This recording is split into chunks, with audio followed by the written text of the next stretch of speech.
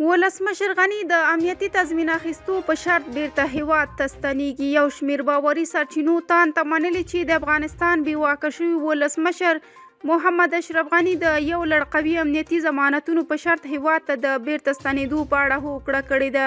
سرچینې د نوم د نه خپرېدو په شرط وایي چې تر اوسه په دې اړه هوکړې او تصمینونه نهایي شوي نه دي.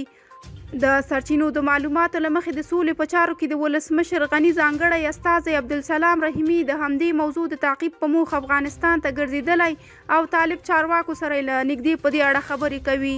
ویل شوي چې په دې برخه کې طالبانو سره د جمهوریت د مذاکراتي پلاوي مشر معصوم ستانکزی هم په خبرو اخته دی او که خبرې په ښه ډول مخته لاړې شي په ډیر ګمان چې ستانکزی به هم د رحیمي په شان د ولسمشر غني د ستنېدو په اړه د مقدماتي مسایلو د تعقیب لپاره افغانستان ته راوګرځي.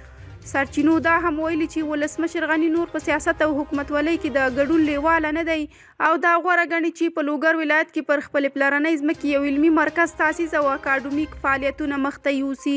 ولسمشر غني ته یو بلې نږدې سرچینې تان ته ویل چې ولسمشر غني په راتلونکي میاشت کې د سیګار د هغه راپور له خپرېدو وروسته افغانستان ته د ستنېدو نیت لري چې له افغانستان څخه د نوموړي د وتو پر مهال پرې د مالي فساد په اړه لګول شوی دی.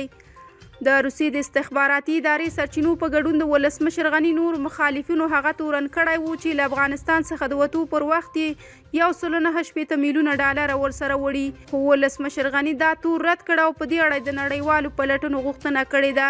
د ولسمشر غني ورور حشمت غني احمدزي ویلي چې ولسمشر د امنیتي تضمین له ترلاسه کولو سره په هیواد کې د وادي وګړي په توګه د ژوند کولو پلان لري. ښاغلي غني خپله هم له هیواد څخه د وتو وروسته په لومړني پیغام کې ویلي و چې افغانستان ته د بیرته ستنېدو اراده لري. طالبانو په ښکاره په دې اړه څه نه دي ویلي خو په عمومي ډول یې ټینګار کړی چې ټولو بهر ته تللو افغانانو ته یې هیواد ته د بیرته راستنېدو غږ کړی او د باعزته و امن ژوند ډاډ یې ورکړی دی.